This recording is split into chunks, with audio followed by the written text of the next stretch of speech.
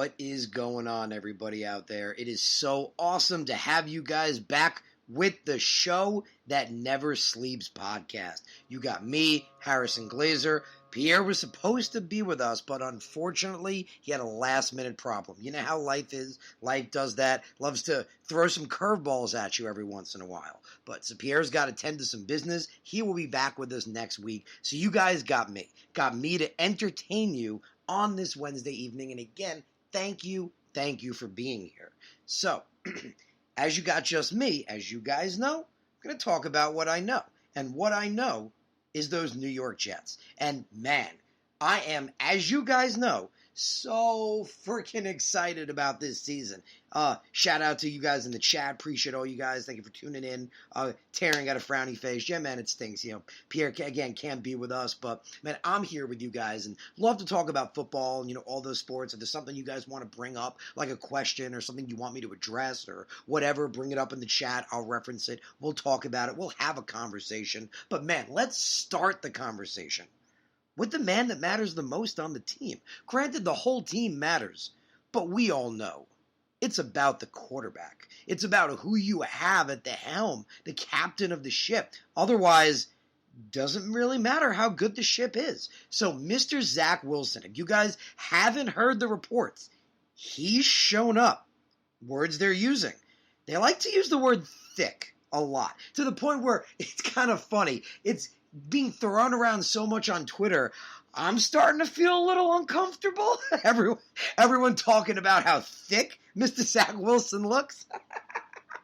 But, man, the word thick being thrown around, CJ Mosley, as you guys know, excuse me, I report offbeat on the New York Jets. If you guys see, I put my quotes out on Twitter, bring you guys all the news and relevant information. CJ Mosley, when interviewed, said the same thing. The man's put on weight. But more importantly, he talked about how comfortable Zach Wilson looked. He talked about how he's constantly in the film room, constantly practicing, always working on just the little things, and ended up by saying, we ain't worried about him. And you know what? If a team of veterans is saying, we ain't worried about the quarterback, that's a good thing. That's a really, really good thing. And part of that is the command that Zach Wilson has taken over this team. Again, I told you guys I bring, all the quotes. Robert Saleh, earlier when the offseason began, said that he was so impressed with Zach Wilson's early command of the offense. His ability to take charge. He said that things were happening quicker and faster, and he was being more vocal. And again, it was being echoed by his teammates, saying literally the same things, but in different words. If you guys remember, it goes back to last year where I said the one thing that everybody was saying about Zach Wilson was his intelligence, right? Everybody, like everyone that brought him up, it was player, coach, didn't matter. They were asked a question on Zach Wilson. It was about his learning ability. They talked about how great he was and how good of an athlete he was and how great his arm was, but everyone mentioned his learning ability, that he's, excuse me, just was unbelievable football IQ and doesn't make the same mistakes twice. Like, that's the key. That was the problem with Mr. Sam Darnold and a lot of Jets quarterbacks and other quarterbacks in the NFL. Doesn't make the same mistake twice. Learns from his mistakes. Gets better. Again, like CJ Mosley said, works on the little things, trying to get everything perfect. I don't like the man at all that I'm comparing it to, but you know who that reminds me of? That reminds me of a Mr. Tom Brady. Everyone always saying, nobody works harder than him. A perfectionist. Always wants to get the little things right to a T. Again, you guys know I'd felt that Zach Wilson, we talked about it here. If you guys have been with me since the beginning, back when me and Pierre started this show, almost about a good amount of time ago. But last year, if you guys remember, I was talking about how much I like Zach and how I felt he was going to be a great quarterback at the next level. Could be. That's the key. Could be a great quarterback at the next level. Everything I saw in him, I loved. He just had unbelievable potential and shined in the things that I felt matter most. And you guys know, we talked about it extensively. So I think he can be the guy, and everything has proven that. And again, you look at everything they're saying, he's shown up bigger. He's bigger. He's physically bigger. And when they interviewed Zach, what he talked about was he's still constantly working out, but a big thing Shout out to Taryn. Taryn saying, shouldn't be comparing Zach Wilson to Tom Brady yet. Well, Tom Brady's the GOAT. So obviously no comparison here. We're not saying Zach Wilson is Tom Brady. What I am saying, in case it wasn't clear, is the potential to become like that. The work ethic like that. Obviously there's only one. I hate the man. Not going to give him too much credit. But obviously there's only one. There's no comparison here. It's the potential to be. When you hear the things that he's doing and his attitude and how he approaches the game, you're like, check, check, check, check. Love it. Like, this is great. It was how I felt and why I wanted him again in the beginning. And I feel like he can be great. I really do. If a quality team is put around him, and that's exactly what Joe Douglas did. We'll talk about that as well if you guys want. I got it in detail on my show I do on Mondays as well, all about how stacked upon stacked that team is, that Joe Douglas has turned the corner on that team in literally just 2 years. It's unbelievable the turnaround this man has made on this team in 2 years. Just literally not given enough credit. Needs to be talked about more. Just absolute insanity. But back to Zach Wilson, he shows up bigger, and in his interview, he said, excuse me, in his interview, he said that, sorry, my apologies. In his interview, he said that he's always been working out, but the biggest thing to him was his nutrition. He changed his nutrition. He's eating differently. He said, didn't really get into the specifics of it, but he's eating differently. I'm assuming, more protein, more carbs, stuff like that. But he's definitely bulked up. He said that last season he played around 208 pounds. Right now he's about 221. Now, that's about 11, 12 pounds of muscle. Anyone who's hit the gym knows 11, 12 pounds of muscle is a lot. That's a lot. That's a big difference, especially for a quarterback that's taking hits. And that's exactly what Zach Wilson referenced. He said that being bigger, he said, and again, big point that, like I pointed out, Robert Saleh said earlier as well, was though Zach Wilson was bigger and physically stronger, he hadn't lost any of his mobility, was still quick, still elusive, and he still had the same throw ability with his arm. He hadn't lost, obviously got more velocity probably, but didn't lose any of his nimbleness, I guess would be the word, for his arm, which is just awesome. But by being bigger, takes hits better, less chance of getting injured, which we did see last year. Granted, that was a cheap-ass hit that turned out not being called, which is just freaking garbage, but still better at taking hits. So, man shows up bigger. Think about the message it sends to the teammates. All the teammates already believe in this kid. They believe that he's shown that he can be a leader. What does he do? He shows up bigger. That shows commitment. That shows that he's dedicated to his craft. And like Saleh said, he's been more vocal. And I just love Zach's answer, because I'm a firm believer in this, that the best leaders are forced into those positions. I truly believe that obviously they could be good leaders, but they don't really want it. It's an interesting thing. We're not going to get too off topic, but I honestly feel, people that want to be like President of the United States, there's a little something wrong there. I'll be honest. I mean, a little bit of an ego complex. It's a hard-ass job. It's a freaking hard-ass job with a crazy amount of work. The best presidents are the ones that are like, yeah, I don't want to do this, but I have to. I have to do this because no one else will, or something like that. So I love that about Zach Wilson, because in his answer, he's like, yeah, I'm not usually a leader. Like, I'm not a guy to step up and, say stuff, but I know that's what needs to be done, and I can be that guy. That was a good answer. I really like that. He's like, yeah, I'm not a guy to tell other guys what to do and be dominating like that, but hey, it's the job and I'll do it. He's like, I'll do it. And the guys respect him for that, and the relationship, again, is just unbelievable. We look at all the players, and they're all saying the same things, that he's coming bigger, super focused, super dedicated, more comfortable, more fluid. Again, Saleh mentioned he has a great early command of the offense, being more vocal, and that he looks, obviously in his second year, but looks significantly better than he did at this point last year, and that's the point. It's his first offseason. We've seen quarterbacks, really good quarterbacks, they make big strides in year 2, when they have an actual offseason under their belt, more time with their team to develop, and obviously not learning a system. So now you're like Zach is, working on the nuances, right? Working on getting the meticulous things right, which is awesome. So I love it. I think the kid has all the potential in the world. The question is the team that he's surrounded with. And the team that he's surrounded with, again, not getting enough credit. Go back to what this team was when Adam Gase was here. 2 years later, look at where we are now, talent-wise and mentality-wise. Just not enough credit. Not enough credit thrown Joe Douglas's and Robert Saleh's way. Just absolutely not enough. I've said too much. I want to say more. It's just not enough. But we talk about the talent on this team. Obviously, we saw it in the Super Bowl with the Bengals and the Rams having arguably the two best receiving cores in the league. That's what this game is about. Yeah, you need the quarterback, but it's a receiving game, baby. You got to have top receivers. Both those teams did it. Well, the Jets have Elijah Moore. And obviously, we drafted Garrett Wilson at 10. But people are not realizing something. Obviously, yes, Garrett Wilson has unbelievable potential, and I've had my knocks on him, and I will come back to that. Don't get me wrong. As you guys know, I'm not one of those guys I'm not a Colin Cowher going out and backtracking my take and being like, I didn't say that, or I was being ironic. That's not true. I still feel the way I did, and I'm going to point that out. But coming back to the fact that obviously Elijah Moore was drafted 34th, and Garrett is the first top 10 receiver the Jets have taken in like 20-something years, everyone's like, he's definitely going to be the better of the two. But don't guarantee that. I mean, granted, yeah, Garrett Wilson has unbelievable potential, and we're going to talk about that. But man, Elijah Moore looked really, really good last year. I even said, you guys remember, I felt he wasn't big enough to be an outside wide receiver. I thought he would thrive in the slot, which, hey, it's what he did in college. But man, last year, and I admitted it on this show, he proved me wrong.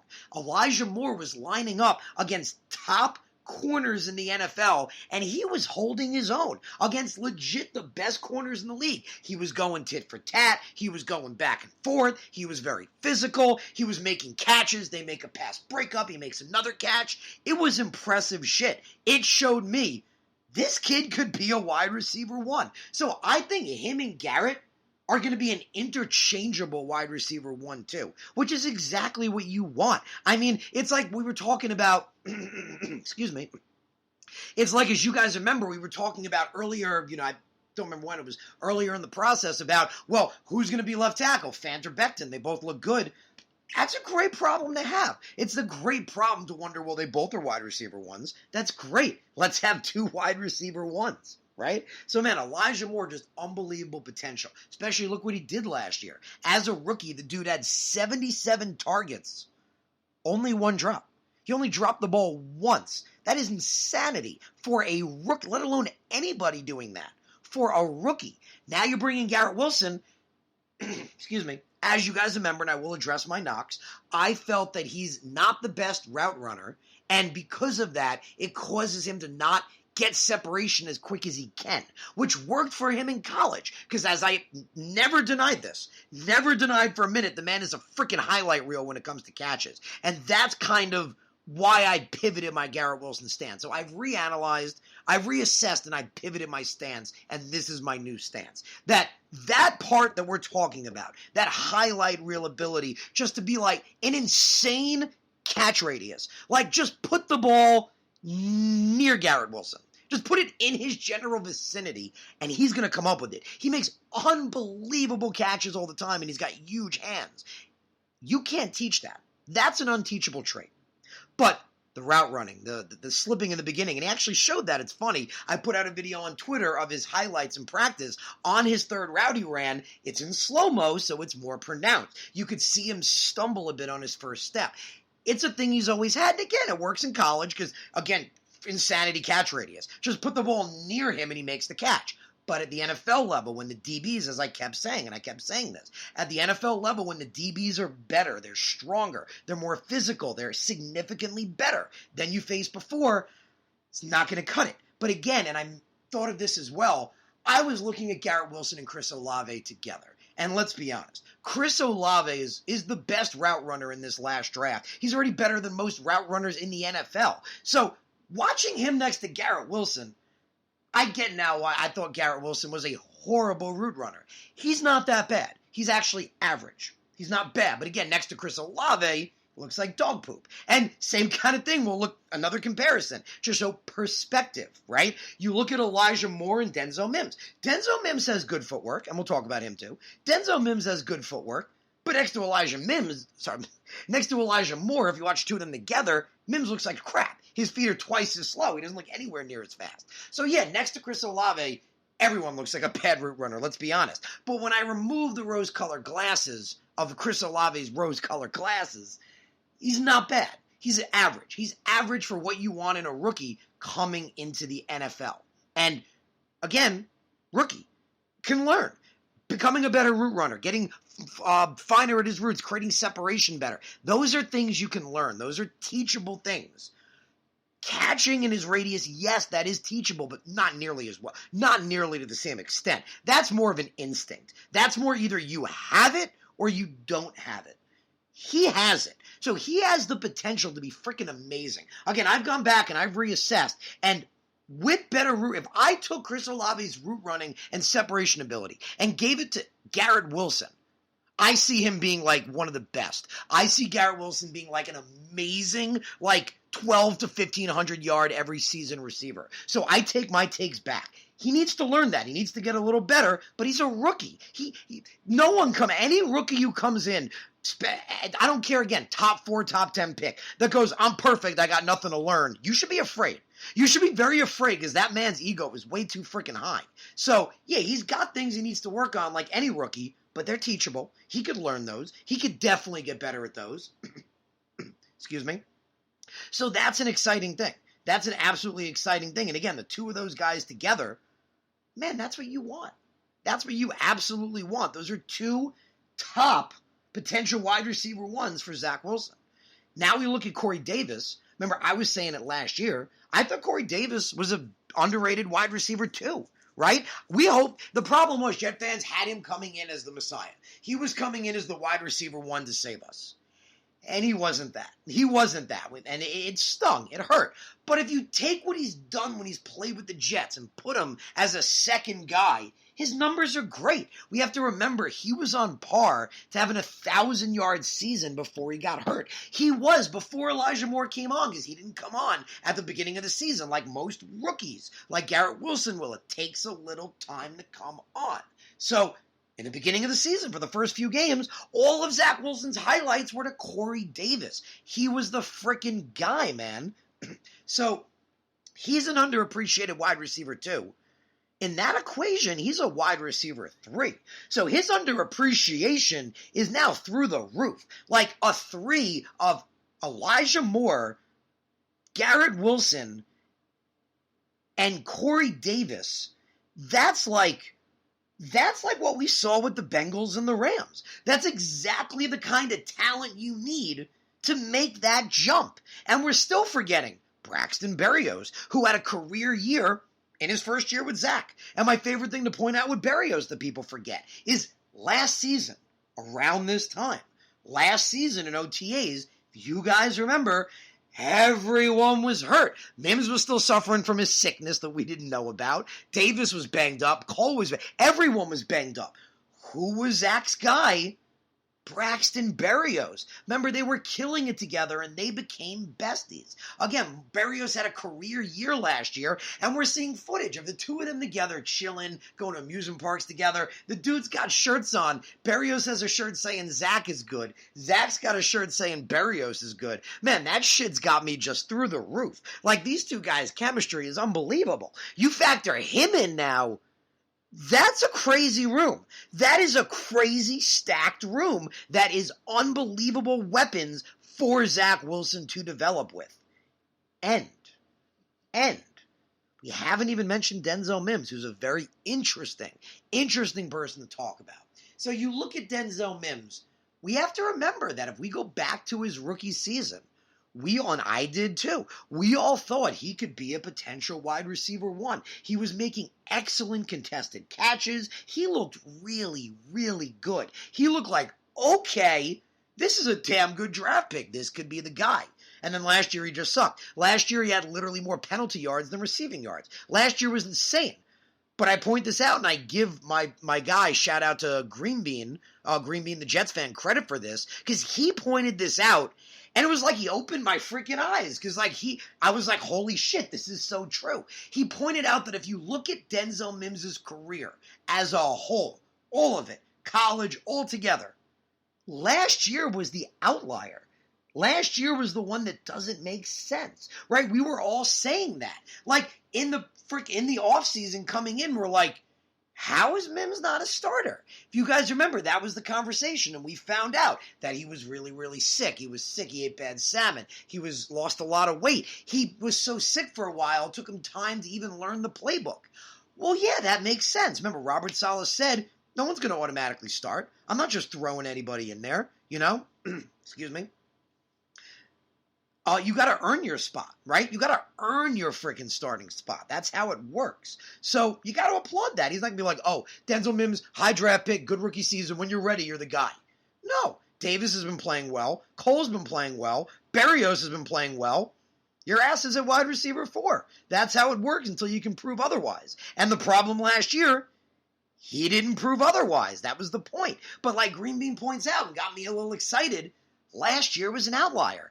Maybe everything that happened, again, being off with the playbooks, it was maybe a lot of those penalties were because he wasn't 100% sure where to line up or what to do, or he didn't know the timing or the snap count. Could have been a billion things, but this season, we've seen it. He's shown up looking different. He looks like the guy we saw coming out of that rookie season. He's ripped, he's bigger, he looks fast, he's making great catches. He looks exciting, man. He looks exciting to watch. And we can't forget, with his size, with his makeup, he was what we thought would be a true wide receiver 1. So, man, if he doesn't work out, you still got Garrett Wilson, Elijah Moore, Corey Davis, and Barrios. And all those things we just said about them, so damn, I'm still psyched. But if Mims can be the guy, too, I mean, shit. He just has to throw the ball in a direction, right?